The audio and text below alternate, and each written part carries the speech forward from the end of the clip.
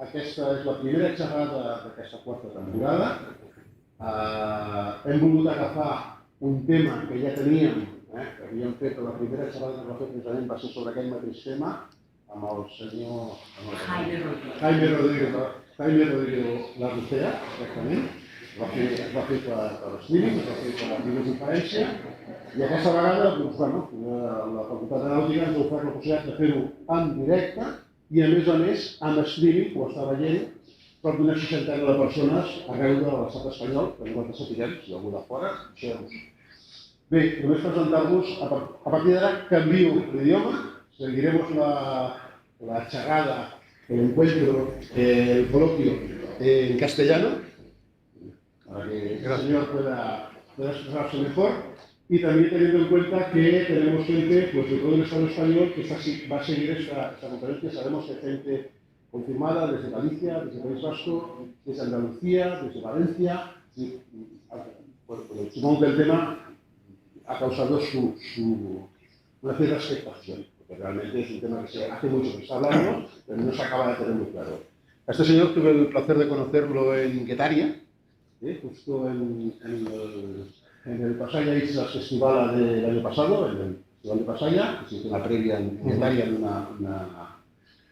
una conferencia sobre el tema era parecido, que aquí hemos sido como mucho más directos, con el título ha sido aquello directo al tema, para que no andarnos por las ramas, y bueno, pues creo que quién mejor que él, por la parte que le toca, ha sido uno de los redactores de este reglamento, para explicarnos pues, un poco al que me parece que en castellano se llama los vericuetos de esta historia, ¿no? Ahora, te dejo. ¿Y me están oyendo ya? Ya, pues ¿Y cuándo? ¿Qué tengo que hacer? Para pasar la imagen, supongo que aquí. A ver, si no. Vale. Pongo aquí, si no, si no miraremos por ahí. ¿Y me siento aquí? Tú mismo. Bueno, aquí me parezco más importante. Sí. Buenas tardes a todos los que estáis aquí y a los que estáis fuera.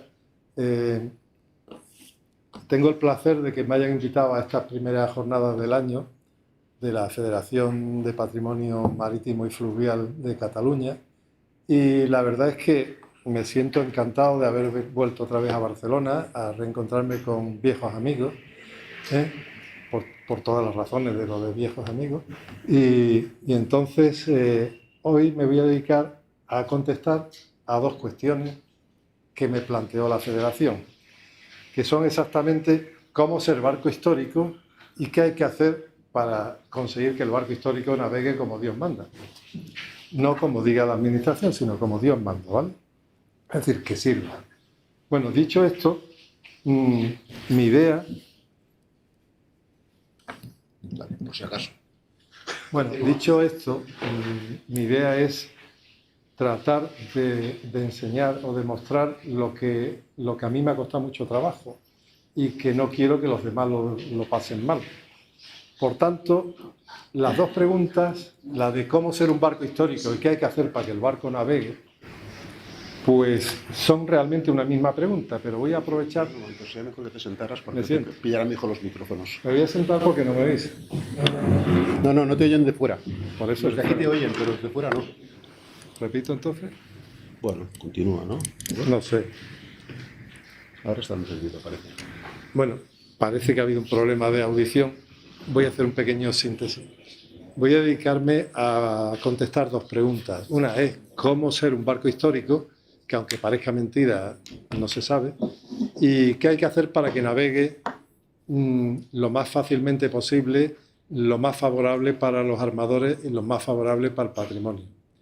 También es cierto que la Administración, por la parte que le toca, tiene un problema grave, y es que estamos empezando con un mundo nuevo como el de los barcos históricos y hay un despiste generalizado. No solo en la Administración, hay un despiste generalizado en los profesionales que tienen que apoyar desde fuera a este patrimonio. Bueno, para evitarme andarme por las ramas, aunque tenemos una hora y un poquito más, pero prefiero recibir las preguntas de ustedes para poder ir avanzando, pues voy a empezar poco por el principio. Vamos a plantearnos qué es ser un barco histórico. No me estás preguntando nada, ¿no, Jaime? Bueno, pues aquí tenemos el buque Escuela Galatea. El buque he empezado por lo peor. No es que el buque Escuela Galatea sea malo, sino que el buque Escuela llegó a Sevilla ya hecho una zapatilla, de lo que los ingenieros navales llamamos una zapatilla, y una serie de personas muy interesadas, pero que habían nacido fuera de tiempo, porque estábamos hablando de los años 70 y tantos, y entonces, inclusive a mí me parecía que eran unos tíos que venían a aprovecharse y a sacar dinero. En el fondo lo que querían era salvar esta joya que teníamos nosotros, que se llama el Galatea. Evidentemente, después de muchos movimientos, el Galatea terminó en el desguace y los británicos, que son más listos, pues lo compraron en el desguace por, yo no sé si eran 6 millones de pesetas, muy poco dinero, y además la Armada le regaló los cañones y las demás cosas que había en distintos sitios. Y afortunadamente para el resto del mundo, pues el Galatea es una de las figuras emblemáticas, de los barcos emblemáticos que se pueden ver en Gran Bretaña, y yo me alegro por eso, pero perdimos esa etapa, ¿no? Después del buque escuela voy a hablaros de uno más presente, que es el Corrello La Palma. El Corrello La Palma también sufrió muchos avatares. Todavía están encontrándose con problemas porque tienen que abanderarlo, pero como barco histórico, pero tienen un problema, el Corrello La Palma, y es que este era un barco que se dedicaba a llevar el correo de una isla a otra, por eso se llama el Corrello La Palma, y es un barco remachado. Ya sabéis que la soldadura empezó después de la Segunda Guerra Mundial, o con la Segunda Guerra Mundial, con los Liberty, y luego se fue perfeccionando. Esto es anterior. ¿Qué sucede? Que este barco que quiere, sobre todo un práctico mayor de Las Palmas, tenía mucho interés en ponerlo en marcha, y mucha gente de allí intentó ponerlo, pero claro, poner esto a navegar era un problema, porque nadie sabía de temas de barcos remachados. Si le quieres aplicar normativa, era un problema de narices. Poquito a poco han ido esperando a ver qué pasaba con el reglamento, y ahí tenemos la suerte, además, de que hay uno de los grandes ingenieros, Jesús Alarcón, que es un ingeniero de origen andaluz, por eso es bueno, pero que se afincó allí en Las Palmas, y es un gran profesional. Entonces, él está en contacto conmigo también, y estamos intentando llevar esto adelante. Pero el Corrello La Palma lo ha pasado muy mal porque la inspección no sabía qué hacer. Realmente no es culpa de la inspección que no sepa qué hacer. También es cierto que yo en 20 años que he estado en la administración no me han dado un curso de cómo tratar los barcos remachados. Pero en fin, cuando hay un defecto general, no miremos los ingenieros que están en la inspección, miremos hacia arriba, que no han dado la formación. Pero entrando nuevamente en el Corrello La Palma, pues bueno, está esperando todavía ahora mismo uno de los cabildos. Allí hay cabildos, aquí hay provincias. Bueno, pues uno de los cabildos ya ha puesto una serie de inversiones, y dentro de poco esperemos que esté navegando y que se meta en el registro de barcos históricos. Aquí tenemos el Velerín, que es un pesquero remolcador, que yo no sé dónde está, creo que es de Asturias, que un ingeniero y una serie de amigos de este remolcador, pues lo restauraron. Y yo lo he visto en algún puerto ahora mismo, no sé dónde está, y gracias a ellos está funcionando. Es un verdadero barco histórico. Aquí se me ha saltado solo, ¿eh? Aquí tenemos el Santa Eulalia, que es también igual que el Pascual Flores, de la misma época, que se construyó en Torrevieja, y ahora mismo forma parte de las propiedades del Museo Maritim de Barcelona, y además creo que forma parte ya es de patrimonio histórico, ¿no? Bueno, está declarado vecino de cultural de interés nacional, okay, por la Generalitat de Cataluña. Perfecto. Bueno, antes del buque histórico, la Consejería de Cultura lo catalogó como bien de interés cultural. Bueno, quiero decir, perfecto, gracias a Dios que tenemos aquí gente que sabe mucho. Entonces, el Santa Eulalia forma parte del patrimonio histórico. Bien, bueno, pues este barco también tuvo sus vicisitudes. Todavía no está inscrito, ¿no? Todavía no está inscrito en el registro de barcos históricos. Y fijaros que tiene problemas que hasta los marinos que están en el barco, debido a las desconexiones entre la Administración Marítima y la Seguridad Social del Mar, pues resulta que estos señores han perdido el derecho a cobrar o a las jubilaciones que da el poder haber navegado como marinos. También tuvo otra serie de problemas, pero bueno, quiero decir que a lo largo del tiempo, nos vamos acercando hacia el presente, estos barcos han estado un poco de la mano de Dios. Y una serie de problemas que había que resolver con flexibilidad no se han resuelto todavía. Yo antes de venir aquí pregunté si se había resuelto el tema de los marinos y parece que tampoco. Y os puedo decir esto como otros detalles, pero sigamos con la historia. Aquí tenemos el Juanita Larando, que es una patacha que no sé lo que es, pero los vascos lo conocen perfectamente. Este barco estuvo construido en Albaola. Y Albaola, desde mi punto de vista, es una de las grandes instituciones de patrimonio marítimo que tenemos en España. Están haciendo unos trabajos maravillosos, tienen unos profesionales increíbles, tiene un director o un presidente que es Xavi Agote, que es de madera. Yo creo que de Carpintero Rivera no hay quien le tosa, probablemente en el mundo de los mejores. Bueno, están haciendo una labor impresionante. Desde aquí, si me están viendo, os saludo. Y lo que quiero decir es que ellos hicieron el barco anterior, la patacha esa de ahí. Bueno, pues intentaron hace poco inscribirlo en el registro histórico, en el registro de barcos históricos. No era una patacha original, era una reproducción, pero literalmente cogiendo los datos históricos de esa patacha. Bueno, pues la inspección lo que dijo es que le pidió los planos para ver si podían medir el barco, para ver si era exacto o no. En el fondo, como tengo la información trasera, es que no sabían qué hacer, porque no tenía conocimientos históricos la persona que lo llevaba de la inspección, que era un capitán de la Marina Mercante, y bueno, pidió algo por atrasarlo y no te pase como a ti, que 3 meses más tarde haya el silencio positivo, ¿no? Entonces, pues buscó una excusa de pedir unos planos, pero en el fondo no había nada que preguntar. Si realmente tienes que catalogar un barco como histórico, pues es tu obligación investigarlo. Y si viene de Albaola, es que si yo fuese inspector ni lo miraba. Estaba seguro que era un barco histórico.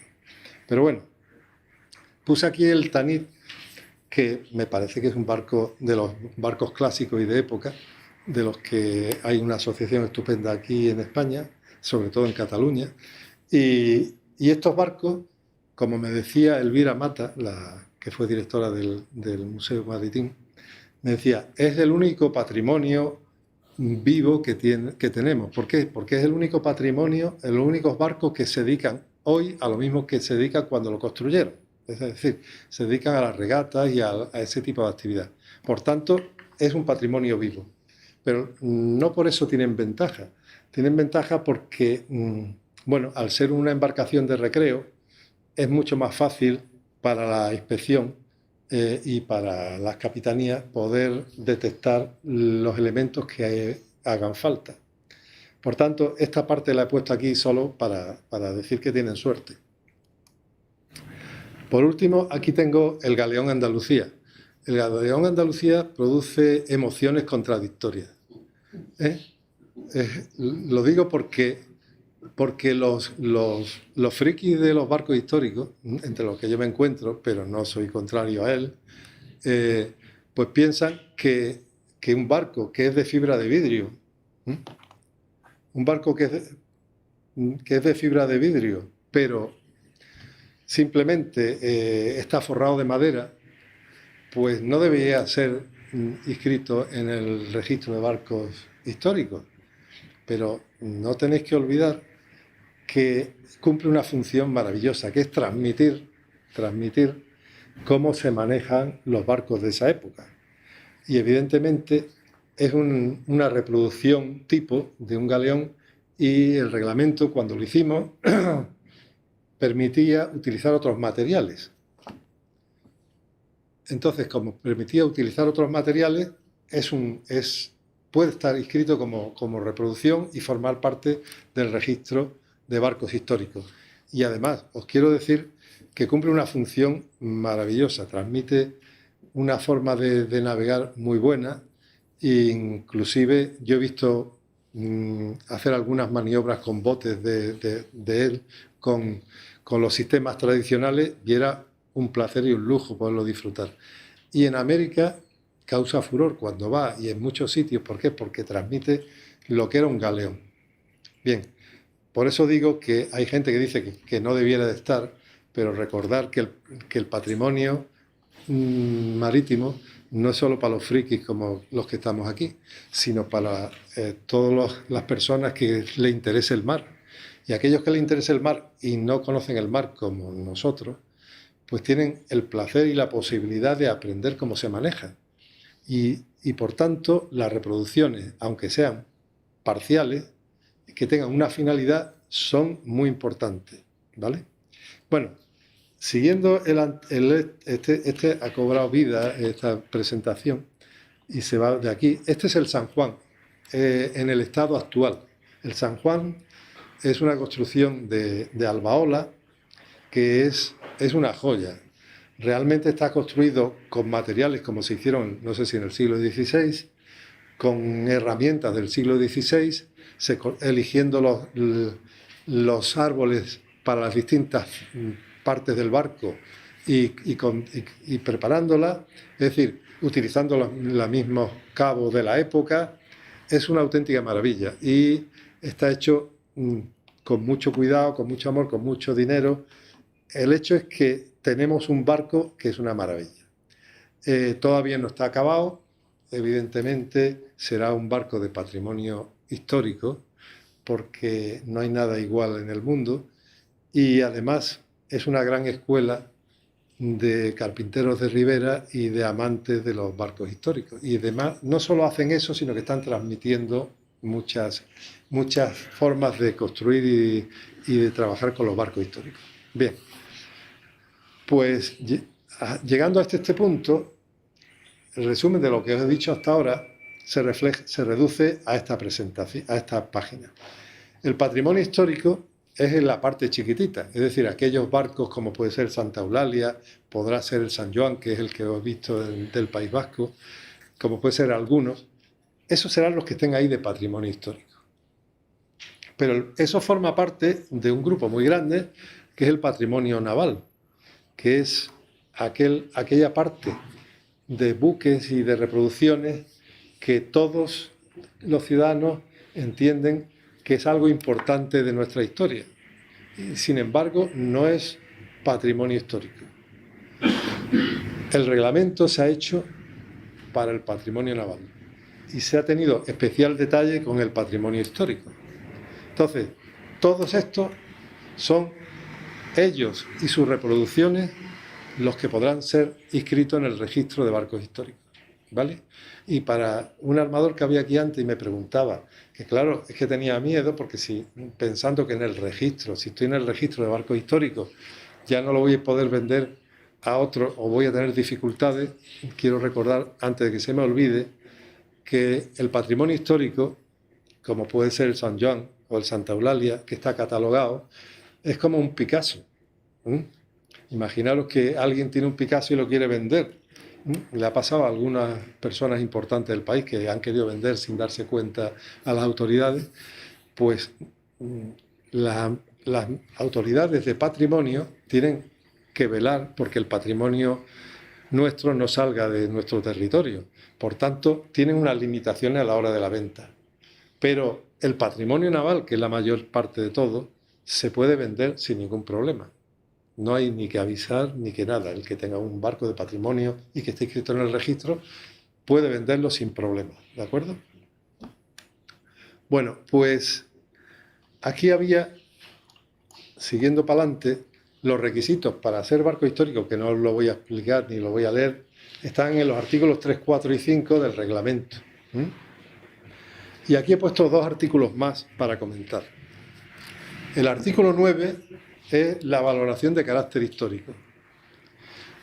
El reglamento, en la parte que nosotros no desarrollamos, no porque nosotros no lo desarrollásemos, sino porque lo desarrollaron otros y lo desarrollaron mal, pues pusieron que la valoración de carácter histórico tiene que hacerlo la capitanía. Le llega a un señor una capitanía y le dice: valore si este barco o esta réplica es histórica. Y entonces, realmente, si un señor es ingeniero naval que acaba de salir de la oposición y por tanto se sabe el SOLAS muy bien, pero no sabe nada de esto, o es un inspector radio que sabe de radiotelefonía muchísimo, pero de barcos históricos no sabe nada, si tiene que hacer una valoración de si este barco es histórico, pues tiene un problema. ¿Y por qué? Porque no tienen formación suficiente. Ese artículo hay que modularlo, ¿eh? Y luego os diré cómo se puede modular. Y también Jordi, de la fundación de vosotros, me planteó que había que tener una colaboración institucional, que cómo podían intervenir. Con los debidos respetos de las limitaciones que existen de poder hacer una colaboración institucional con la administración, es el artículo 13, realmente no tendría cabida instituciones como la vuestra, pero con un poquito de arte, que decimos en Andalucía, es decir, asociándose por ejemplo, al Museo Maritim de Barcelona, a otras instituciones, jugando con ellas, podríais colaborar como institución. Y es muy importante la colaboración, sobre todo en los museos y en instituciones importantes. ¿Por qué? Porque tanto los señores de la Administración Marítima como los señores que os van a asesorar técnicamente para los barcos históricos se encuentran en el inicio de una situación complicada, no saben cómo atender. Y por tanto necesitan una colaboración institucional que se la debemos prestar. Yo pertenezco a la Comisión de Barcos Históricos de la Asociación de Ingenieros Navales de España, donde estamos trabajando para tratar de apoyar a todo esto. Pero nosotros estamos abiertos a otras instituciones. Me parece que estamos en una casa como esta Facultad del Mar, de Ciencias Náuticas, o como se llame, perdón, pero lo importante es que los marinos es una pata muy importante de los barcos históricos, tan importante que sin ellos no navegan. Y seguro que sabéis, los marinos saben mucho más que los ingenieros en una parte muy importante, que es el barco, cómo funciona, cómo navega, cómo ha sido. Entonces, entiendo que el Colegio de Marina Mercante, que no los conozco, alguna vez he hablado con algunos, pero si no las facultades, debían de ponerse en colaborar, porque somos patas del mismo cuerpo. No podemos decir que quién es más que otro, quién llegó antes del huevo o la gallina, si el ingeniero o el marino. Seguro que llegó el marino, pero todos podemos aportar en este tema. Y luego nos encontramos con instituciones como las que ha organizado esta jornada, que de sus barcos saben más que nadie. Nos encontramos con otra serie de instituciones que debemos de aunar, porque si no apoyamos entre todos el reglamento, va a ser difícil de poner en marcha. No porque no esté bien, sino porque las personas que tienen que actuar en base al reglamento se encuentran en un estado inicial. Y yo creo que en un futuro esto no pasará, pero en unas cuantas, al menos en una década, necesitan de un apoyo importante. Bien, entonces ahí queda esto dicho, y quería pasar, sin olvidarme, a una cuestión que yo le llamo reproducción, el barco de Teseo y las reproducciones de sí mismo, que esto es un problema que surge en cuanto a decir si un barco es histórico o no. El barco de Teseo era un barco que es de un mitológico, de un héroe griego, y resulta que durante muchos años, teóricamente estuvo durante 200 o 300 años, pues en un puerto griego de la época clásica, Y resulta que se plantearon los filósofos griegos si el barco era el barco original o era una reproducción. ¿Por qué? Porque decían, el barco tiene que cambiar las maderas, no puede estar 300... Entonces, realmente, ¿qué barco es? ¿Este barco que se ha renovado mucho, es el barco original o no es el barco original? El reglamento nuestro dice que tiene que ser más del 70%, puede haber algunas variaciones, pero los filósofos griegos, que sabían más que nosotros y más que la Dirección General, se planteó un tema importante. Dijo, bueno, ¿y si yo las maderas que he quitado porque estaban regularcillas y las he puesto por buenas, con esa monto el barco histórico, me encuentro con que tengo el barco histórico por una parte aquí y el barco histórico por aquí? ¿Cuál de los dos es el barco? ¿O son los dos originales? Bueno, gracias a Dios este problema no va a llegar a la Dirección General. Gracias a Dios. Pero a mí se me ha ocurrido una forma de resolver el tema de la reproducción. Imaginaros, y eso ha pasado en un caso paradigmático en Sevilla.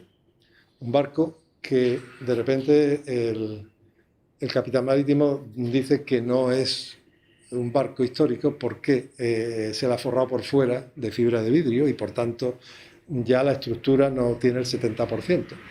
Evidentemente no era ingeniero naval, era marino, si no, no lo hubiera dicho. Pero el hecho es que nos encontramos con un problema. Si alguno de vosotros dice, este barco no es un barco histórico, y tú dices, pero si mi barco lo llevo durante años y lo he retocado muchas veces, ¿cómo puedo entrar? Pues mire usted, este no es un barco histórico y os podéis encontrar con un problema. Problema que lo hemos resuelto con gracia, con perdón. Y es, pues señores, si no cumplís el 70%, pues podéis decir que estáis registrando la reproducción de sí mismo. Es decir, ¿qué pasa? Que no tiene el 70% y es como el barco. Pues mire usted, es la reproducción del barco y como tal tengo derecho a entrar en el registro, ¿vale? O sea, que si no llega al 70% o no es un barco suficientemente histórico, acordaros, saltaros a la reproducción de sí mismo. Inclusive se me ocurre otra solución más. Podéis decir, mire usted, este barco entiendo que es histórico por toda esta historia, pero si usted no lo considera por el porcentaje, pues también le solicito que lo inscriba como reproducción, con lo cual hemos ganado varios meses, porque mientras contesta la administración, si te da pie de recurso, el cabreo que tiene toda esta historia, olvidaros, pedir las dos cosas, ¿no? Con los abogados lo hacemos. Entonces, señores, por eso he traído esto, porque ha pasado en Sevilla, mi tierra, y bueno, lo siento mucho, pero esa hubiera sido una solución.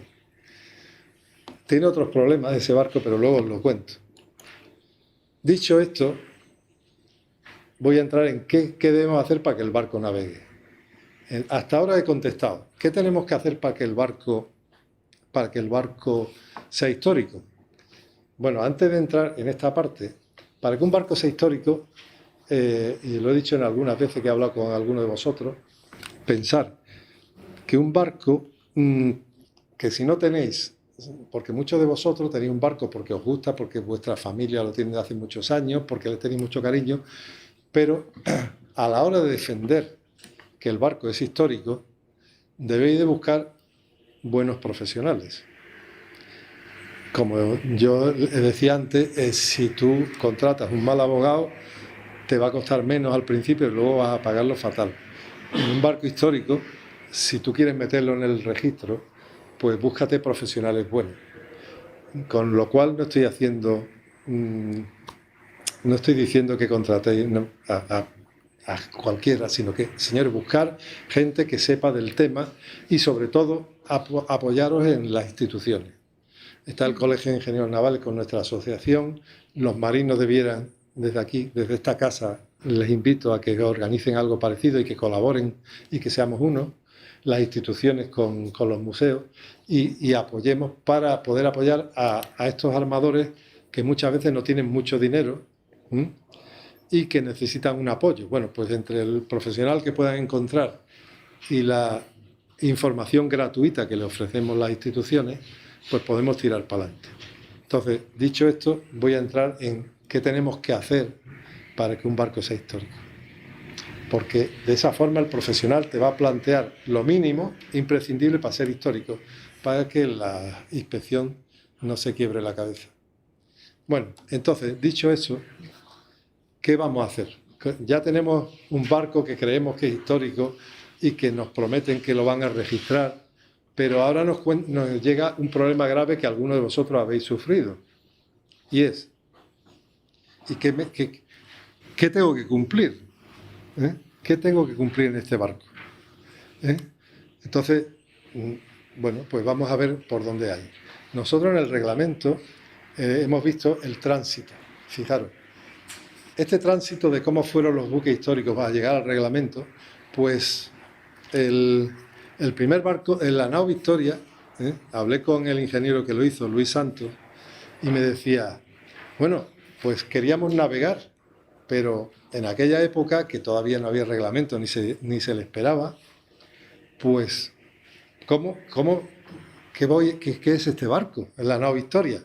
Bueno, pues tuvimos un subdirector general maravilloso, que era Carlos Miranda, que sabía muchísimo y además era muy eficaz, es muy eficiente, daba respuesta. Entonces le dijo a Luis, bueno, vamos a meterlo como barco mercante.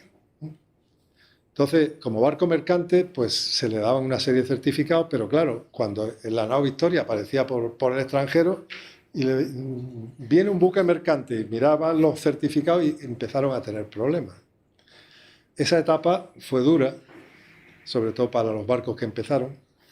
Entonces hubo otra persona que hizo una aportación importante, que fue el capitán marítimo de Huelva, que ya no está en la administración, y entonces dijo, bueno, vamos a meterlo como buques de recreo. ¿Por qué? Porque así engañamos a las administraciones de fuera.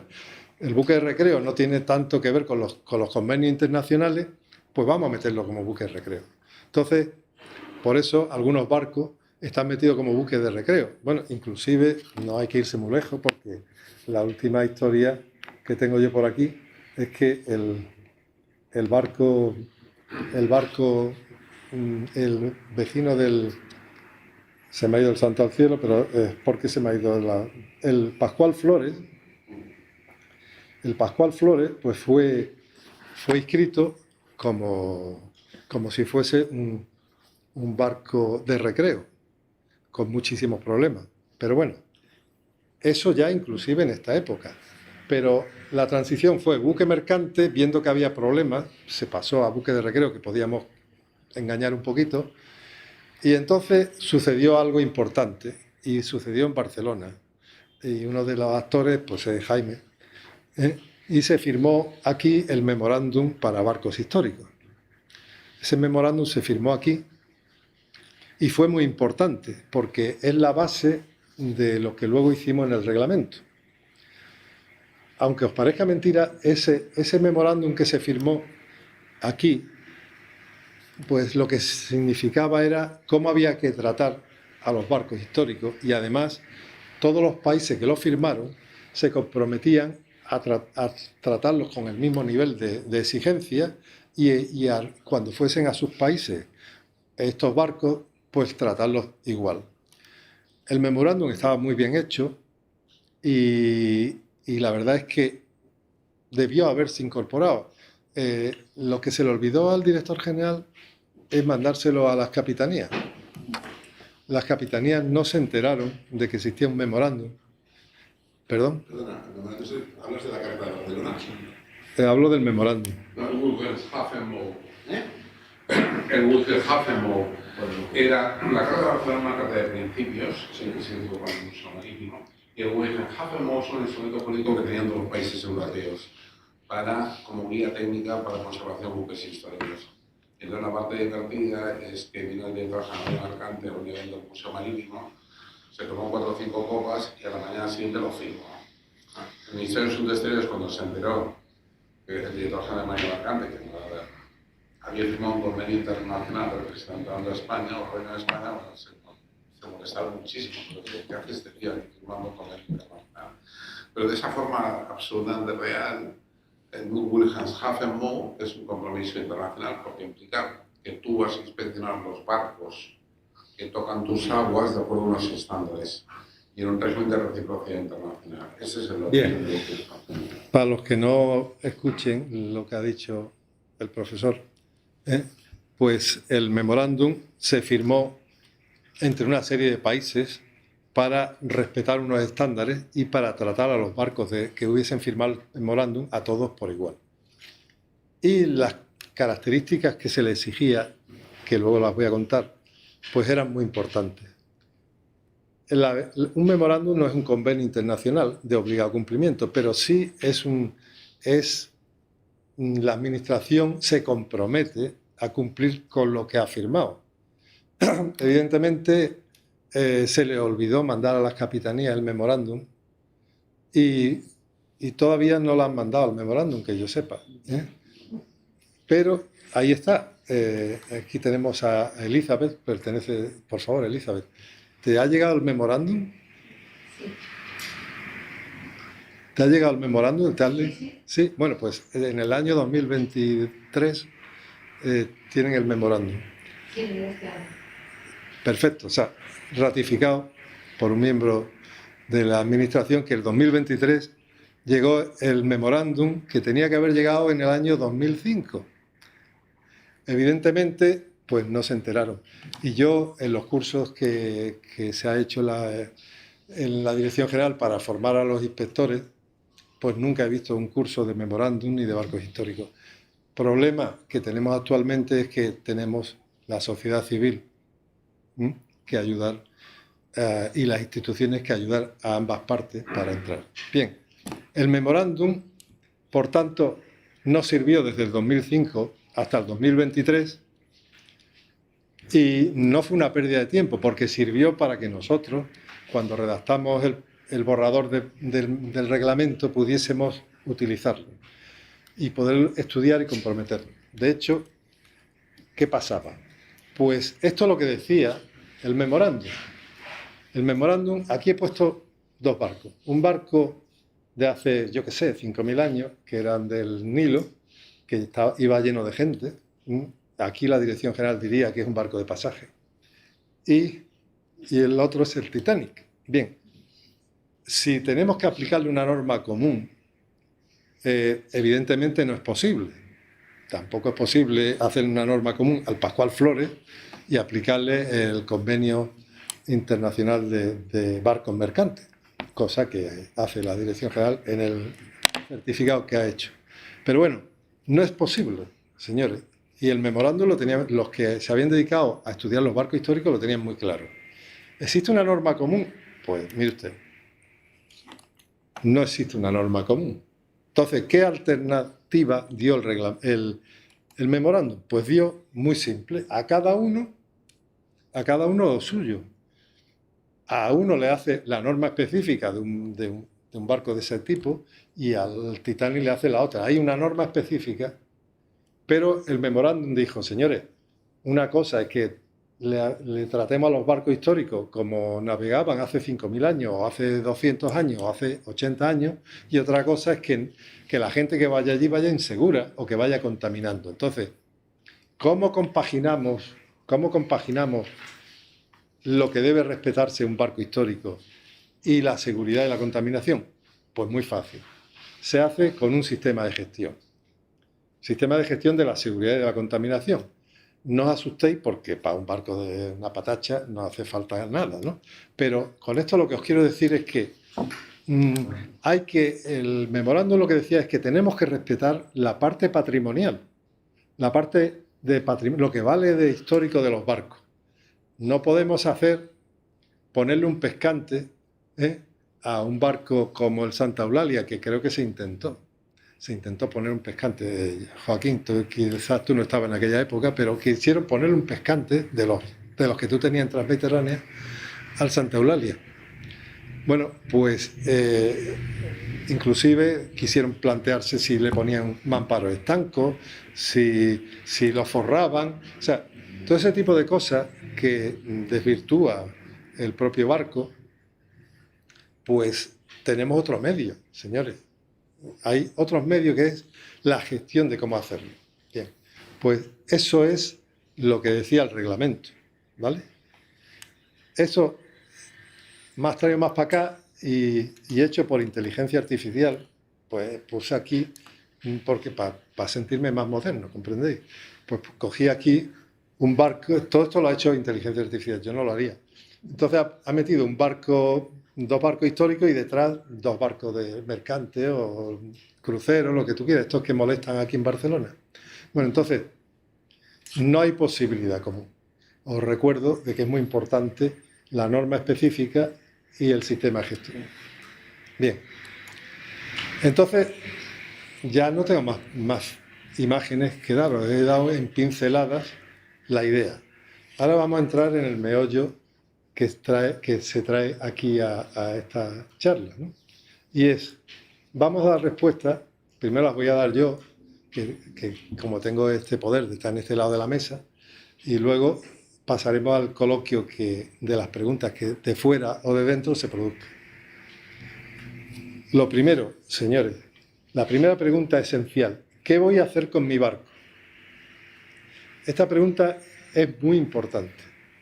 Cuando un ingeniero diseña un barco,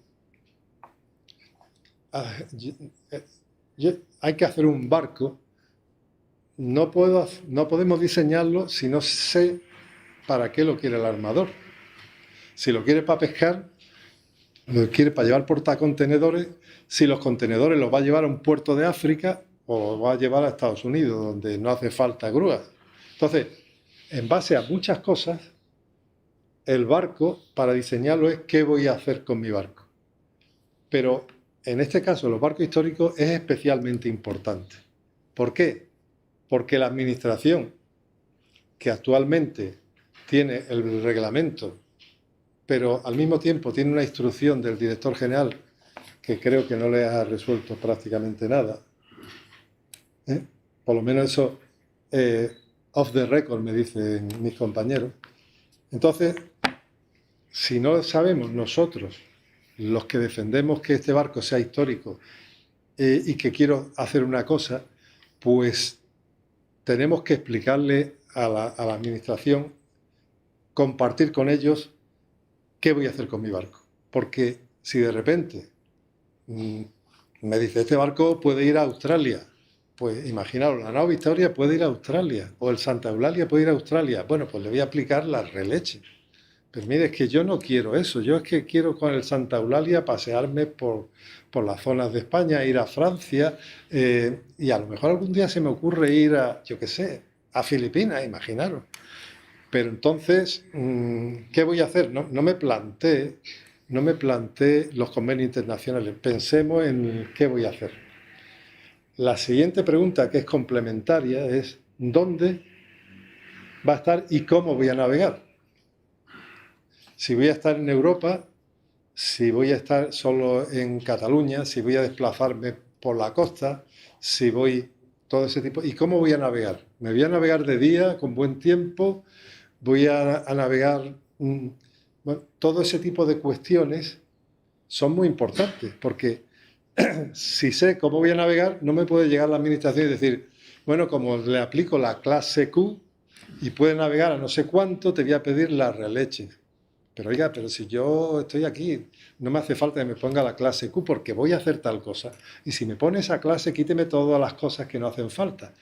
Solo lo podemos defender con profesionales que sepan si saben qué va a hacer el barco y dónde y cómo va a navegar. Esas son las preguntas que nos hacemos los ingenieros cuando proyectamos un barco. Vemos lo que quiere el armador y luego buscamos lo que hay por ahí por el mundo, copiamos, mejoramos y sacamos una idea.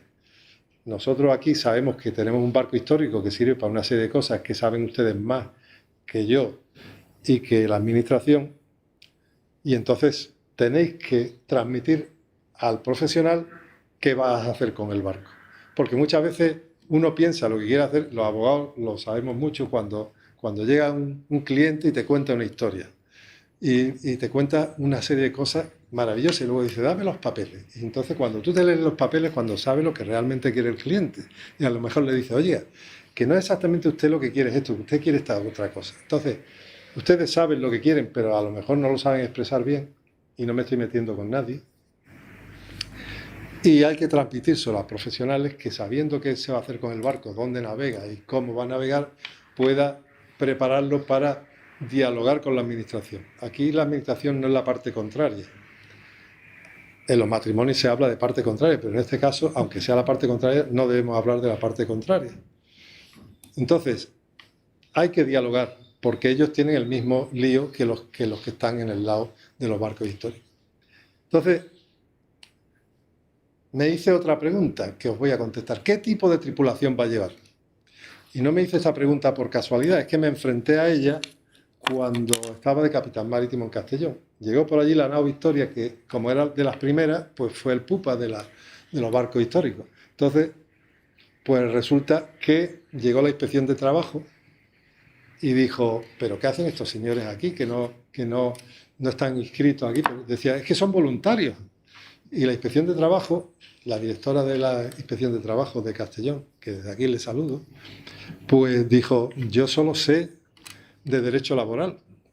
Entonces, el tema de las fundaciones y el tema del voluntariado, pues yo decía, oye, pero pueden navegar porque son voluntarios. Es como si fuesen Médicos Sin Fronteras. Ella entendía bien lo de Médicos Sin Fronteras, pero voluntarios en un barco histórico, pues parecía que le pillaba de lejos, no sé si no era de la costa. Pero el hecho es que decidió parar el barco y ponerle una sanción. Mi jefe mi coordinador de seguridad, un gran coordinador, dijo, la inspección de trabajo ha dicho que el barco no salga. Yo decía, ¿cómo que el barco no va a salir si tiene que ir a una convención a Cádiz y luego a Lisboa y tal? Nosotros no tenemos el poder de dar el despacho. Aquí la inspección no sirve para nada. Te lo firmo y por favor que se vaya cuanto antes. Bueno, a pesar de que le explicamos a la directora del tema de inspección de trabajo, que curiosamente era abogada o letrada, pero parece que no lo tenía claro, gracias a Dios le tengo que recordar desde aquí que perdió el juicio y que se le dio la razón a la nao Victoria y entendieron que no se podía multar a una fundación que estaba con gente voluntaria. Parándome aquí, os quiero recordar que no os lancéis a poner voluntarios. Primero, para ser voluntario, para tener voluntarios, tenéis que cumplir los requisitos de la ley del voluntariado, que no son complicados. Pero no puedes llegar por allí, Ale, tengo un barco histórico aquí, todos los voluntarios para acá. Señores, cumplir, porque la legislación, el ordenamiento jurídico es muy amplio y hay que sabérselo todo. Podemos tener voluntarios, pero tenemos que cumplir la ley del voluntariado. Dicho eso, podemos cumplir. También es importante acordaros de que ¿qué voy a hacer con mi barco? Imaginaros, los barcos, muchos barcos históricos están dedicados a enseñar cosas y navegan con gente a bordo. Puede pasar que alguien de la administración piense que lo que tiene es un barco de pasaje y por tanto Convenio Internacional de Buques de Pasaje. Creo que el memorándum, y Jaime quizás me lo pueda creo que el memorándum hablaba de que los barcos históricos no tendrían por qué plantearse de que llevan pasajeros, porque el barco histórico tiene unas características de hace muchos años y la gente que va allí interviene en las labores del barco. Y por tanto, si interviene en las labores del barco, no estamos hablando de pasajeros. A lo mejor habrá algún pasajero, pero la mayor parte pueden estar actuando. Entonces, eso no lo conoce, o por lo menos no lo tiene claro la Administración Marítima. Porque el punto que la Directiva Europea de Buques de Pasaje excluye, es una norma comunitaria europea, a los buques históricos. Bueno, el profesor Rodrigo Larrucea me acaba de soplar que hay una directiva que dice que los barcos históricos no se pueden declarar como barcos de pasaje. Se lo recuerdo al señor de la Administración Central que ha hecho el certificado de cumplimiento del Pascual Flores. No lo puede usted declarar como buque de pasaje. Haga el favor de cambiar el certificado. De paso, hable con el profesor Rodrigo Larrucea y le puede explicar el tema suficientemente. Bueno, dicho eso, fijaros, si vais a alguien que tiene que hablar, si tenemos que defender a uno de vosotros, imaginaros, si yo soy ingeniero que son los que más saben en España de barcos, ¿no? Eso dicen ellos. Pues resulta que yo no sé que había esa directiva o no me acuerdo, pues estoy engañando, le estoy dando un mal servicio al armador. Señores, tenemos que apoyarnos porque estamos empezando.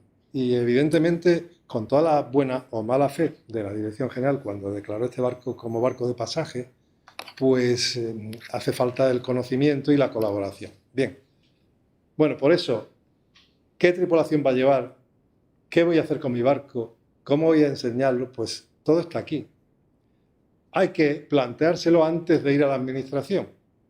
Y esta es una fase previa. No he entrado todavía en los requisitos técnicos. Esta es la fase previa. Saber lo que vais a hacer, la tripulación que vais a llevar, cómo vais a navegar, y cuando lo tengáis claro es cuando empezamos con la administración. Y además también le podéis decir cuando un barco es histórico, en qué parte de los artículos os basáis para que el barco sea histórico. A veces en la administración hay que ser escueto. Si dais mucha información se pierden. Entonces, ser muy concreto. Si yo voy al barco porque tengo más del 70% y es de anterior al año 75, pues decir, tengo estos dos. No te líes porque está ahí, ¿vale? O sea que siempre que sea muy claro, no lo compliquéis, ¿vale? Bien. Pasado esto, vamos a entrar en qué requisitos técnicos necesitamos, ¿vale? Bueno, pues aquí decía moltes gracias, pero ustedes perdonen que me he pasado, ¿eh? Yo no quería decir moltes gracias. ¿Perdón? Bueno, resumiendo. Necesito apoyo. Pues no. Desde esta estabas, ¿no? Esta, ¿no? Bueno, menos mal que tengo apoyo. Entonces vamos a entrar en los requisitos técnicos y cómo gestionar la seguridad. Lo primero que os quiero recordar, y es muy importante, es que si tenéis un barco histórico, sabéis de la época en que está el barco histórico y seguro que sabéis más que ninguno de nosotros cómo se navegaba en esa época, qué hacían con ellos, tal. Todo ese tipo de cosas lo debéis de saber. Entonces, los profesionales que tengamos que ayudaros a presentar en la capitanía, debemos conocer eso perfectamente bien para saber cómo se navegaba y qué riesgos puede tener con la navegación que vais a hacer, con la gente que vais a hacer. Entonces, nos podemos plantear qué requisitos de la época que teníais antes son suficientes y qué se deben complementar. No hay que ser estrictos. Si podemos complementarlo con un sistema actual y que no pierde valor histórico, pues hagámoslo. Es decir, que si podemos poner, yo qué sé, un sistema de balsa o cualquier cosa que no va a afectar al aspecto histórico, pero que cubre unos requisitos de seguridad, pónganlo. Si no puede ser porque genera un problema, entonces entremos a gestionarlo. Por ejemplo, el Santa Eulalia, que no está forrado, ¿no?, en la cama de máquina, ¿no? Bueno, el Santa Eulalia tuvieron la suerte de que no lo forraron de madera, pero fijaros, no cumpliría. Una cama de máquina sin forrar, sin aislamiento, no podría navegar.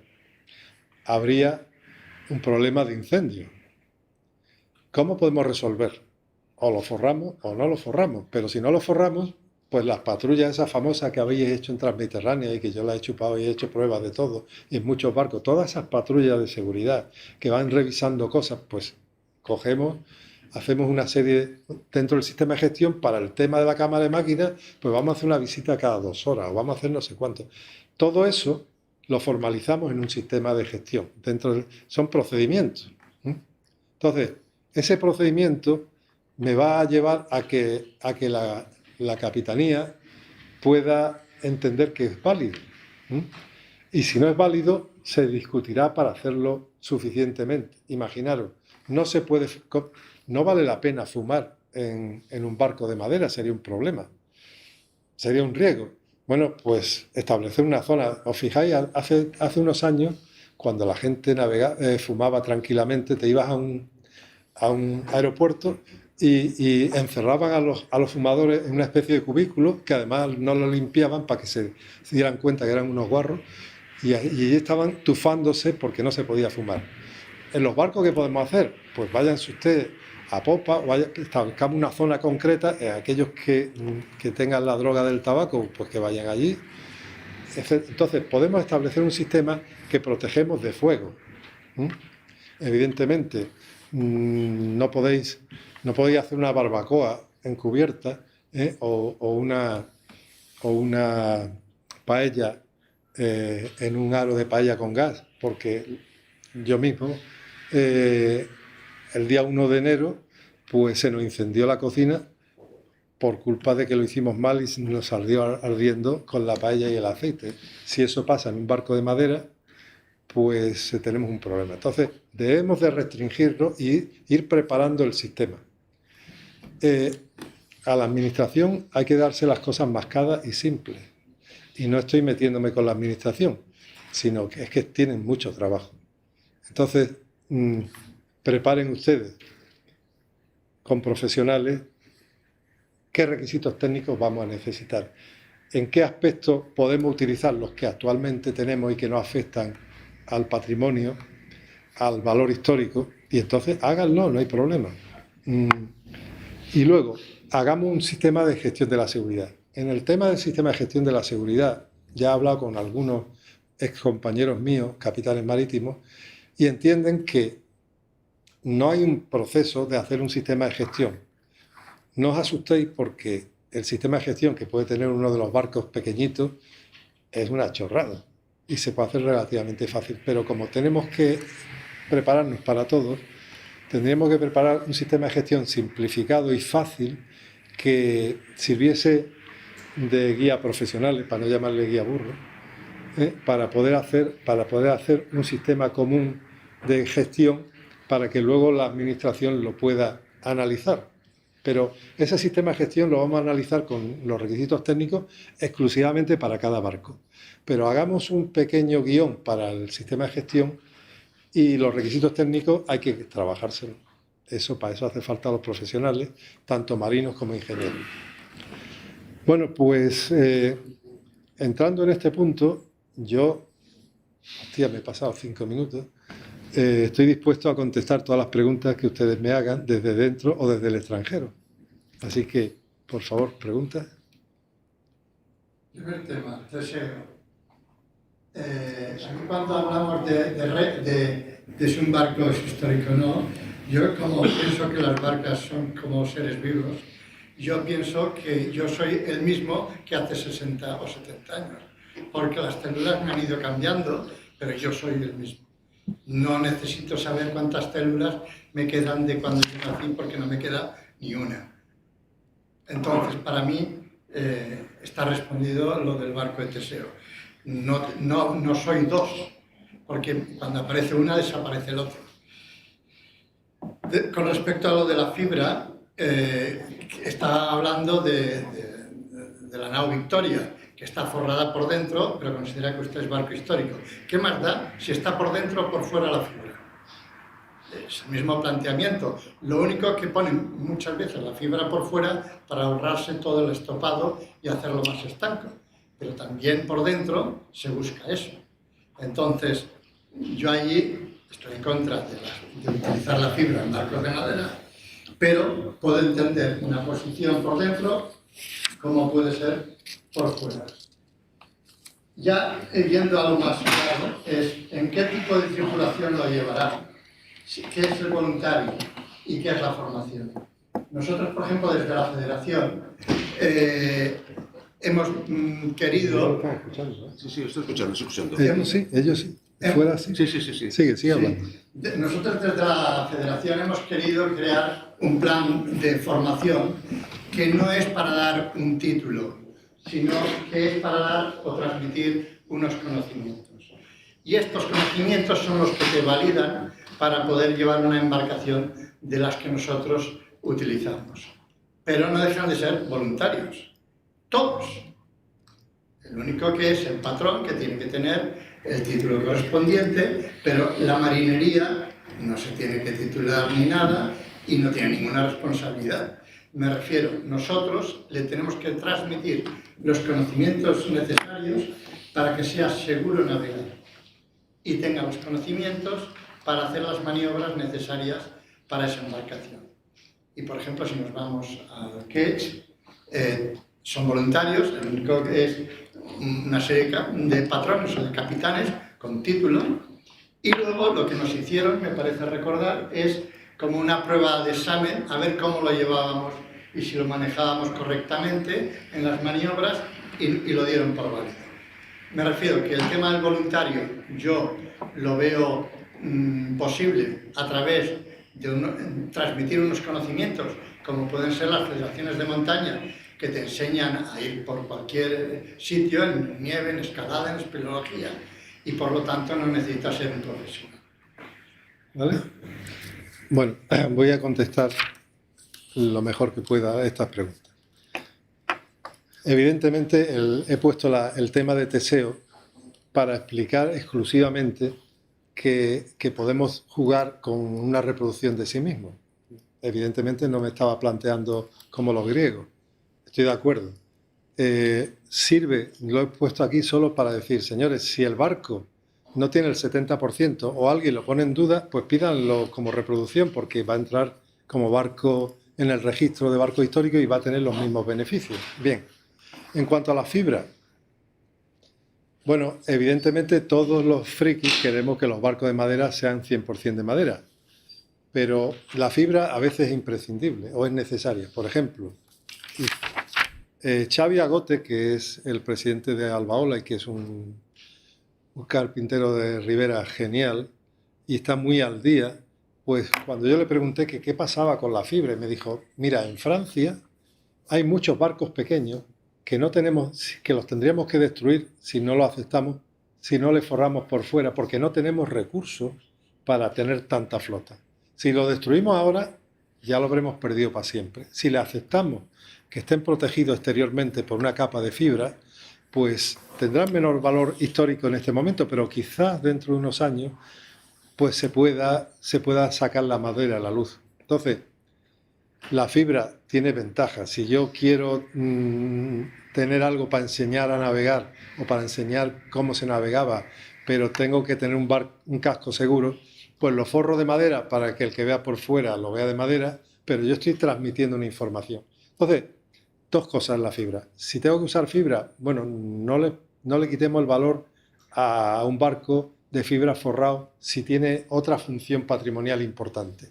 Y en cuanto a si forro un barco de madera, pues en Francia y en muchos sitios se hace, y inclusive aquí en la administración, pues hay disparidad de criterios, porque como ya sabéis que las capitanías marítimas son reinos de taifas, no, parece que están desconectadas con la dirección general, pues la capitanía de Palma, de Mallorca, no, de Las Palmas, pues entienden que cuando un barco de pesca está forrado de fibra, pues no pasa nada. ¿Sí? Lo revisan por dentro y lo hacen muy bien.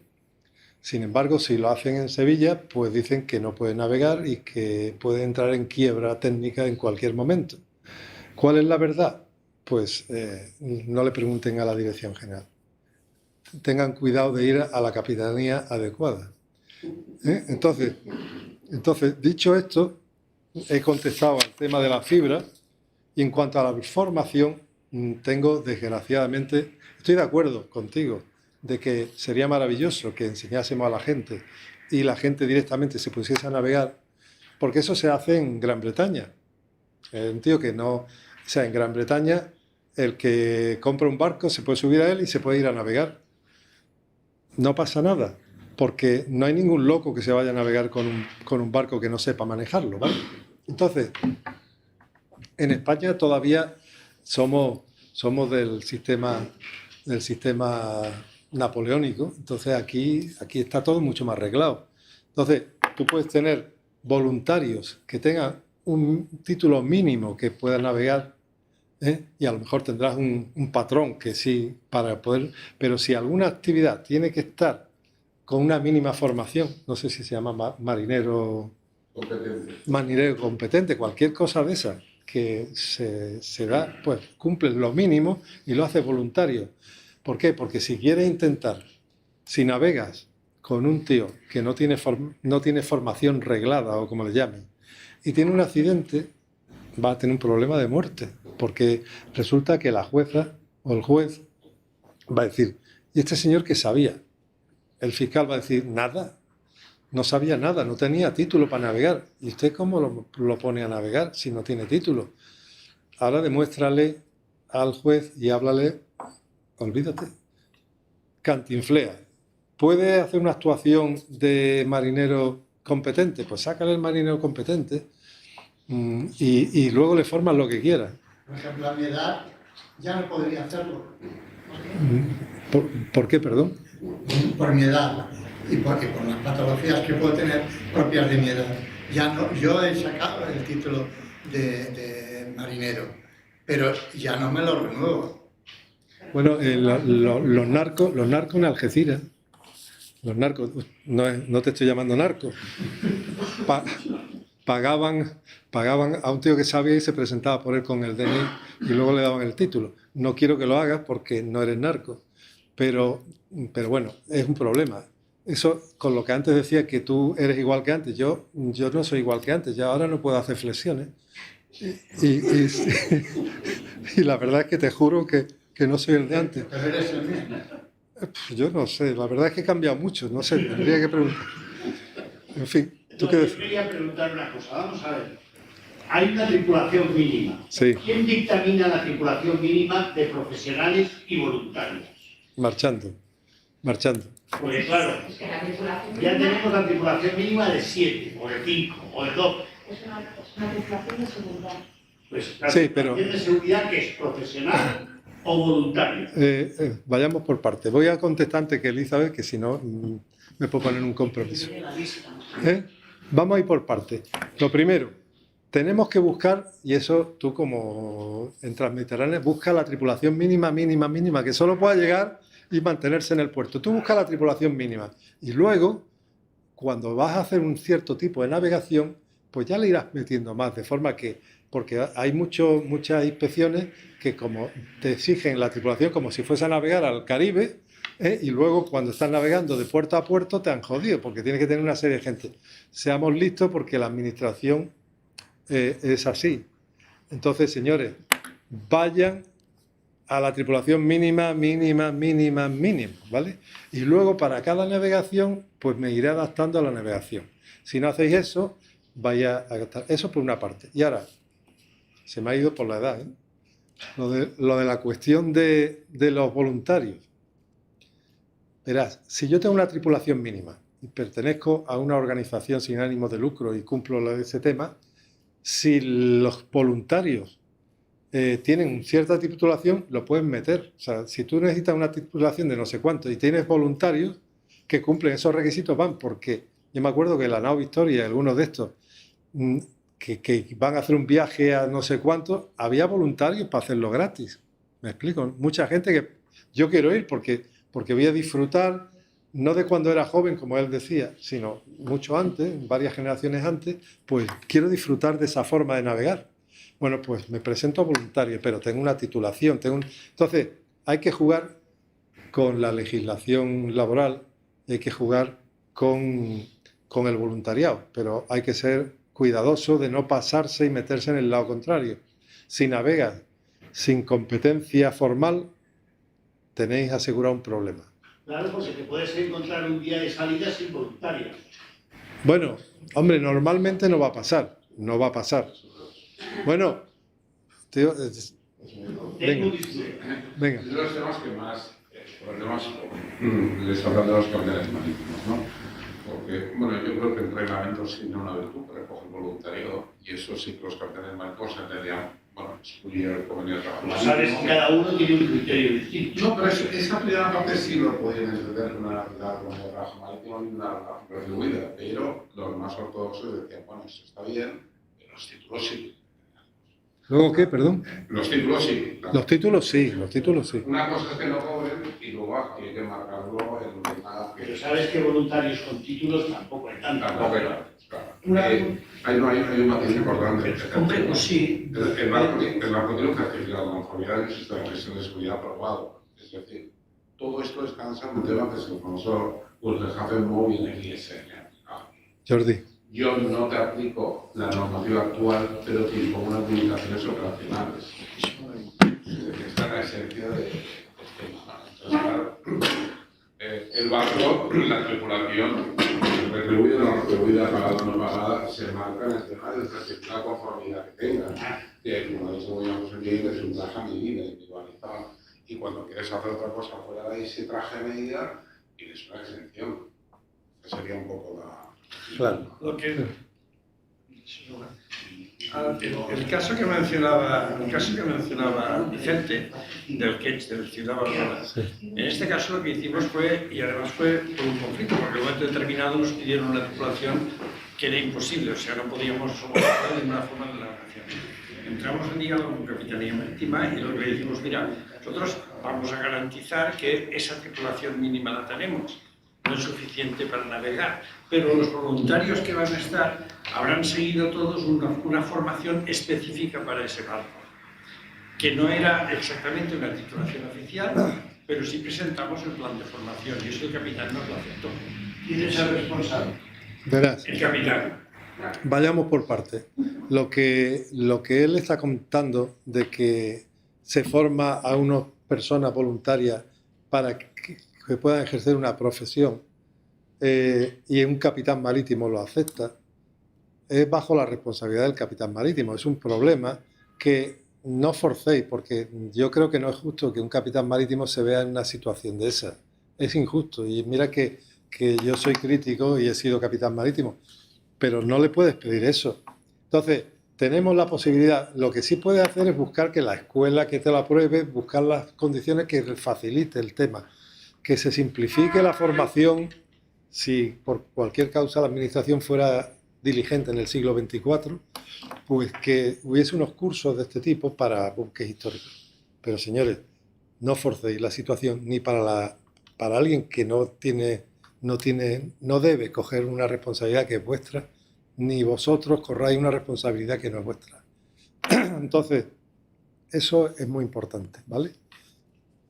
Pero no es lo mismo un buque de lista octava, que puedes exigir eso, que un barco de lista séptima, que es de recreo.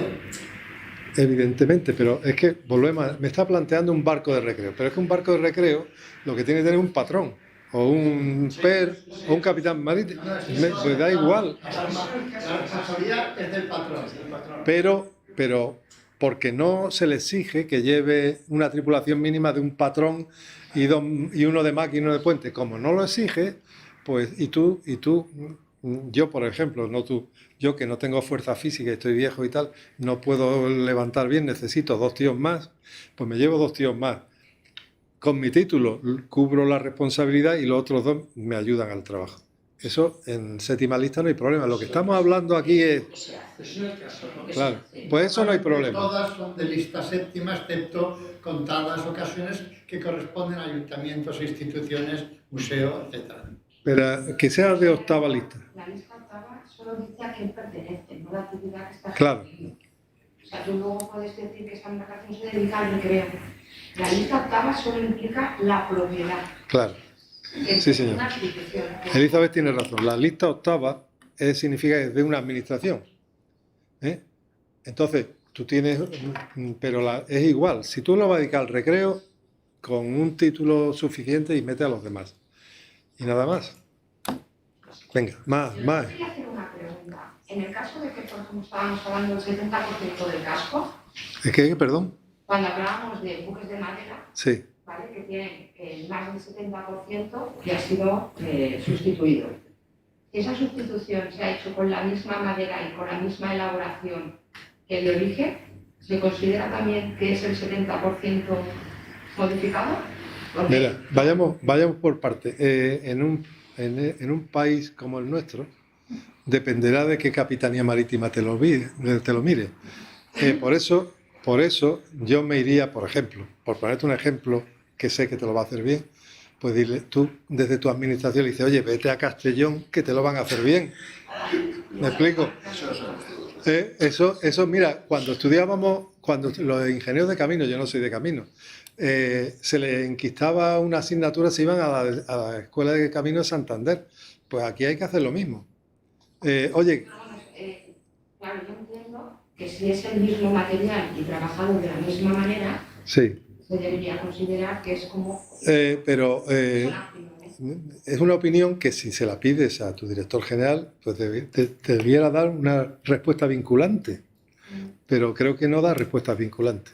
Señores, pues no les voy a decir que hagan como los médicos, que se ponen ahí a dar mamporrazos, pero bueno, los capitanes marítimos podían elevar a lo mejor la posibilidad de que dieran una respuesta vinculante. A lo mejor hasta la existe.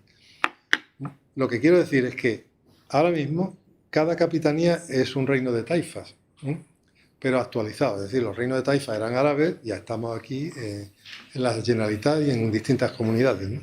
Entonces, pero son reinos de taifas, ¿vale? Volviendo al tema, por ejemplo, me he acordado que este barco maravilloso, el Pascual Flores, es que estuve en Sevilla y lo vi. El Pascual Flores es una reproducción de un barco que era de 1919. 1917. Bueno, pues en el certificado de cumplimiento dice que tiene que cumplir con el certificado de francobordo. Y le han obligado a poner el disco Plimson. Señores de la Dirección General, acuérdense, disco Plimson a un barco histórico del 19. Por favor, echen un vistazo, acérquense al mar.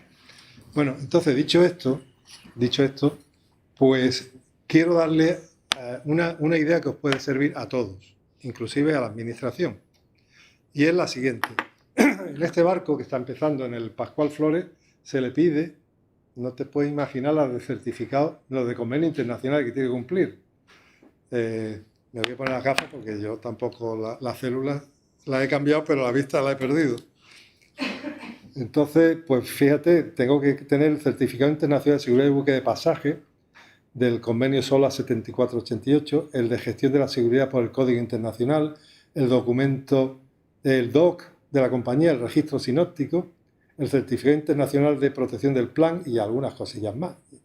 El francobordo y el Marpol. Bueno, os quiero recordar a unos y a otros que hay una norma del SOLAS, la regla 4, me la ha soplado un compañero, la regla 4 del SOLAS del capítulo 1 dice que una administración marítima puede eximir del cumplimiento de los certificados que estime oportuno cuando para un viaje,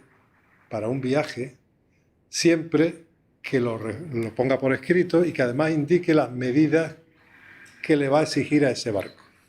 Entonces, menos estupideces, de poner todos estos certificados que no pueden cumplir el Pascual Flores ni durmiendo. Y cuando se vaya a hacer un viaje, en España lo tenemos que tener clarísimo, cuando se vaya a salir al extranjero, pues hágale una excepción. Imagínese la nao Victoria que le gusta ir a Estados Unidos o a Brasil.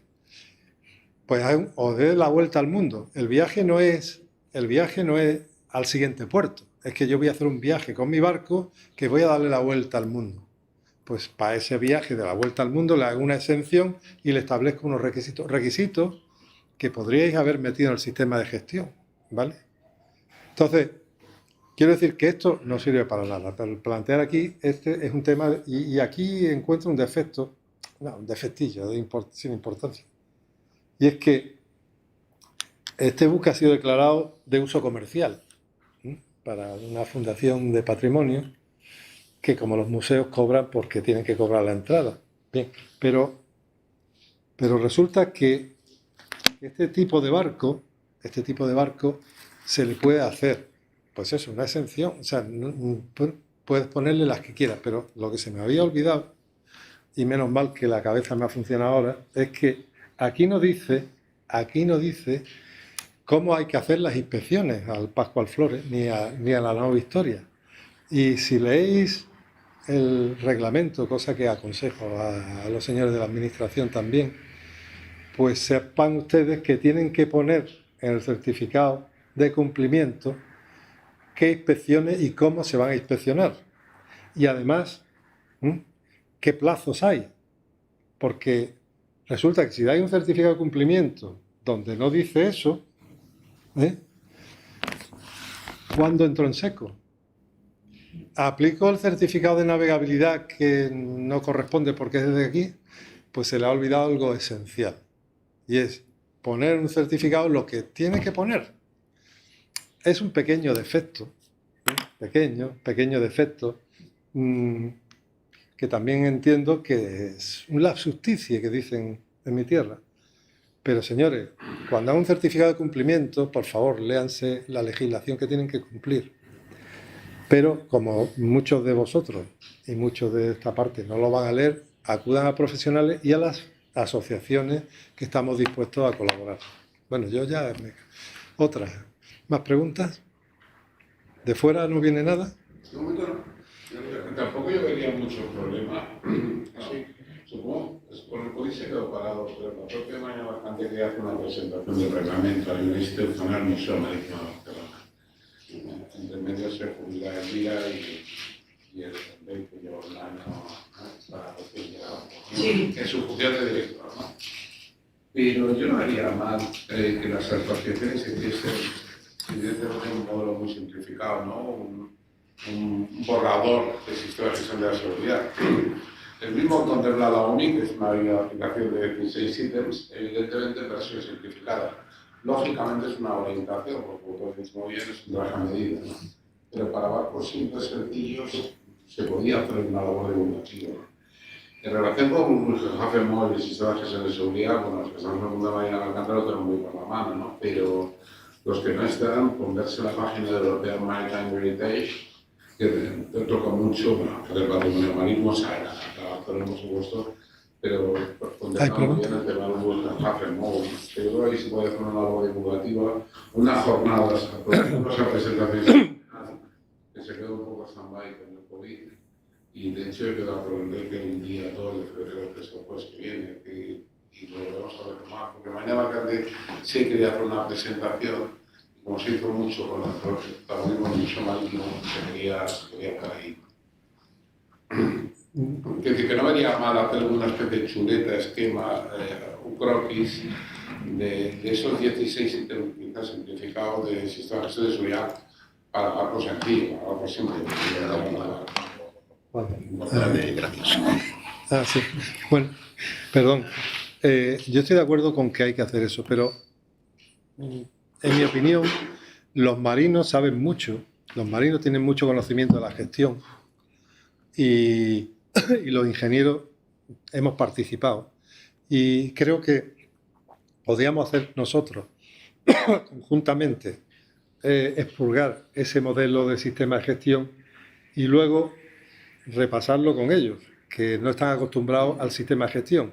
Pero es fundamental que hagamos un sistema de gestión que le sirva a la administración o que la administración la pueda analizar con las instituciones y luego, pues, y en ese camino, como hicimos con el reglamento, escuchemos a los armadores al máximo, porque si no le vamos a dar a los armadores un problema complicado. Yo creo que estamos trabajando en eso. No descarto esa idea, pero fíjate que a mí lo cuento por aquí. Es decir, la Carta de Conservación, la Carta de Barcelona, fue un poco trabajo del Museo Marítimo, de una manera informal de un grupo de gente, y al final se ha convertido en un estándar. Es decir, ojo, no estoy tomando partido, evidentemente asumo que para algo con una cierta entidad requiere profesionales cualificados, pero para otro tipo de cosas, quizá una orientación de este tipo podía... Y luego parto de la premisa que la administración hay que ir con los deberes hechos. O sea, el funcionario hay que ir con la pregunta, la respuesta y ponérsela en su boca. Y entonces, cuanto más hecho se lo dé, evidentemente de acuerdo con la legalidad, y yo creo que eso también es una gran virtud del reglamento histórico, ¿no? La administración sí ahora ya sabe, no sabe cómo implementarlo o desarrollarlo, pero sí ya sabe que hay una categoría específica distinta de los otros barcos. Pero bueno, ahí, como dices tú, hay una labor de implementación y el marco es un cierto nivel, evidentemente hay que contar con profesionales. Vale. Hay dos palabras del streaming, si me permites que si las oirán, si no las oirán. A ver, una dice, firma Rodrigo de la Serna, que supongo que algunos lo conocéis. Dice, desde la goleta Atila estamos en proceso de inscripción de la goleta como histórica. Este decreto para barcos históricos se desarrolla en base al Memorandum of Understanding, MOU London, ¿vale? Bueno, eso que dice ese señor, de barcos tradicionales que España forma parte, la propia ley lo dice al principio, bueno, esto está escrito rápido esto. Este memorándum deja claro los mínimos para la tripulación de estos barcos, con títulos para yates. Deja claro también los usos que se suelen dar a estos barcos y recomiendo leerlo y aludir a las exenciones y mínimos que este memorándum deja claro. Esto es una de las que ha habido. Y la otra es precisamente, yo diría que de nuestro barco decano, de este país, que es de la Rafael Verdera, que yo sepa es el más antiguo que hay. Rafael Verdera. Es el barco más antiguo que hay en España, sí, que yo sepa en estos momentos. Sí. Bueno, que le he respuesto que le preguntaré al final, pero me parece que él mismo lo tiene previsto, que es sus datos para ponerse en contacto directamente con usted. Por eso me parece que ya lo tiene previsto, ¿no? Bueno, Yo quiero confirmar la afirmación del capitán de la Atila, vale. que tiene verdaderos problemas con las tripulaciones. Bueno, yo aquí os digo que moltes gracias. Lo he intentado decir bien, pero no lo digo del todo. Ahí tenéis mi teléfono personal, mi correo personal y estoy a disposición de los que quieran. Y en cuanto a la persona que ha hablado del memorándum, yo aquí no he intentado entrar en cuestiones técnicas profundas. El memorándum hay que estudiarlo, analizarlo profundamente y tiene mucho intríngulis, pero entraríamos en casos barco a barco y como hemos dicho antes, hay que hacer un traje a medida. Entonces, señores, estudiense el memorándum, busquen las búsquedas, dialoguen con los que estamos metidos en el mundillo este, pero el memorándum es esencial y nosotros lo utilizamos mucho para hacer el reglamento. Sin embargo, no se ha metido en el reglamento en profundidad el tema del sistema de gestión, que a pesar de que está metido, pasa de puntilla porque en Madrid no hace falta sistema de gestión en la oficina central. Y no son de nosotros, porque el Isabel dice que les ha llegado, aunque se puede ver en la página web, el Wilson Hafenmo, os ha llegado en 2023 y el reglamento ya lleva 3 años. 15 días.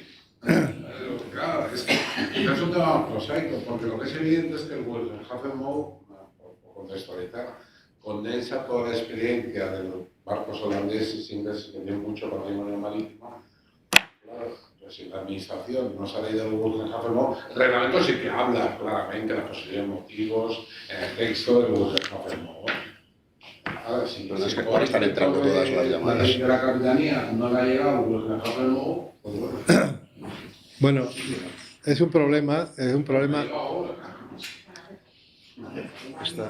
Hay más preguntas, Sí, sí, perdona, claro. están entrando ahora las preguntas. Antes de contestar, Vale. el problema de no tener la información,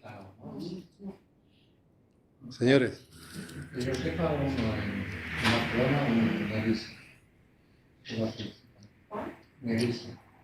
un momento, por favor. 629. Señores, por favor, he cometido un lapsus ticie y no es para que no me llaméis. Mi teléfono no es 623, sino que ese 3 es un 9. No. Es 629373825. Me he comido un número. Se ha comido el número. Sabéis que en Andalucía nos comemos las palabras. Aquí me he comido un número. 629. Y una última situación. Pero el mail es correcto, ¿vale? Sí, es correcto porque yo contacté con él por este mail. O sea, es correcto. Vale. A ver, José Luis Hernández de Rovira, de la Fundación Nueva Victoria de Sevilla, de tu tierra. Sí, lo conozco. Las inspecciones de los buques históricos se podrían hacer con empresas tipo Eurocontrol, como si fuera una ITE. Le vamos a dar una respuesta a José Luis, que estuve hablando hace un rato. Primero, si os leéis el reglamento, las inspecciones son gratuitas. Si la ITB lo quiere hacer gratis, pues bendito sea Dios. Pero si no la quiere hacer gratis, tendrá que hacerla la administración. Pero recordaros, la administración está obligada a decir cuáles son la inspección que hay que hacer, cómo y hasta dónde. Porque Este reglamento lo que planteaba es que una vez que hay un certificado de conformidad, ya no se puede exigir más. Y claro, con esta ambigüedad de este certificado de Pascual Flores, que recuerdo al señor que lo haya preparado, que lo revise, pues resulta que al no poner las condiciones mínimas, ahora se va a una capitanía y qué puñetas mira el inspector. Si aquí nos dice lo que tengo que mirar. Estamos creándole un problema a los inspectores de las capitanías. Señores, cumplan su obligación de rellenar el certificado de cumplimiento como marca el reglamento. ¿Preguntas? Jordi. Yo no tengo nada más. Por el momento, no acabo más. Bueno, pues, Lo único que quisiera resaltar es, sigo con usted, de que hemos de acudir a profesionales, pero precisamente con el tema de formación, ¿a qué profesionales podemos acudir para navegar, por ejemplo, con nuestro tipo de embarcaciones? No lo hay. pero ese mismo problema de que no hay profesionales lo está teniendo la Marina Mercante. Inclusive, por ejemplo, hace poco me llamaron de Alemania que ahora se encuentran que con el tema de llevar por los ríos europeos más carbón, pues necesitan más barcos y no tienen tripulaciones. Estaban buscando en España a ver quién puñeta iba. Entonces no, ya lo sé. Entonces lo que os quiero decir con esto es que el que no haya tripulaciones, o sea, que no haya formación, es un problema que la Administración Marítima no te lo puede resolver. Bueno, hay lo que se llama la experiencia. A veces se reconoce la experiencia porque, por ejemplo, aquí hay títulos que se dan de títulos artesanos que cuando demuestras que tienes unos conocimientos y tienes una experiencia, se te reconoce. Y no es una titulación académica. Estoy de acuerdo con lo que está planteando. Está planteando que si no hay tripulantes formados, ¿qué hacemos? ¿Me quedo en casa? Es cierto que no sé si en España jueces cuando llevas más de 15 años de experiencia como abogado puede ejercer de juez. No, tienes que pasar un examen. Bueno, pasando un examen. O sea, es un concurso de médicos como abogado, jurista, pues, universidad, etcétera, y tienes que pasar un examen. Bien. Lo que quiero decir es que había que promover ese tipo de cosas. Yo me lo he encontrado siendo inspector de buque y siendo capitán marítimo con los problemas de los pescadores. Los pescadores muchas veces no tenían título y tenían un problema y decían, oye, pero es que yo tengo que salir a navegar. Y a veces tú miras para otro lado y dices que llegue, que vuelva sin problema, porque me la estoy jugando, pero no lo puedo hacer siempre. Bueno, creo que me han dado la instrucción de que se acaba. Pero dilo tú, que yo no soy el ponente. Está dicho. Hay un aspecto muy importante que te traigo del tintero, que evidentemente estamos hablando de la administración contra la administración, es evidente luego el papel del seguro.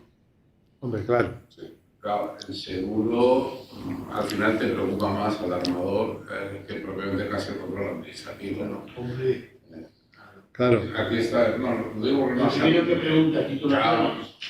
Claro. Titulaciones y clasificación del buque, sistema de gestión aprobado. Y despacho. Y si todos los tripulantes están titulados. El tema seguro al final es más preocupante que casi la administración. Por supuesto. En Estados Unidos, por ejemplo, tú quieres navegar y compras el barco y te vas al agua. Pero cuando quieres sacar el seguro, entonces el seguro te dice, ¿qué título tienes? No, pues me va a pagar no sé cuánto dinero más, porque tengo que cubrir el riesgo de tu desconocimiento. Aquí todavía no lo hemos hecho así, pero evidentemente hay que buscar soluciones y en esta mesa te juro que se nos ha acabado.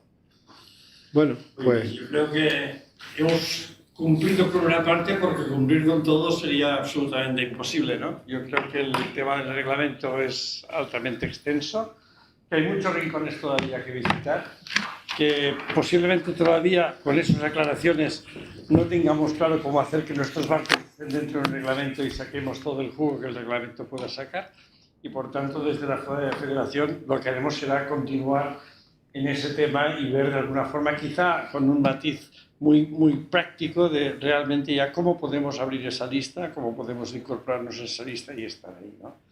Yo no me queda nada más que agradecer primero la participación de José Miguel, como tuvimos también en su momento la del profesor, y agradeceros vuestra participación, agradecer a la Facultad de Náutica que nos hayan acogido y esperamos repetirlo. Espero que sí, yo creo que hay alguna charla más ya que también está prevista aquí en la Facultad de Náutica. Muchas gracias a los que nos habéis estado escuchando y participando desde la red y obviamente a los que nos habéis acompañado esta noche también aquí. Gracias a vosotros.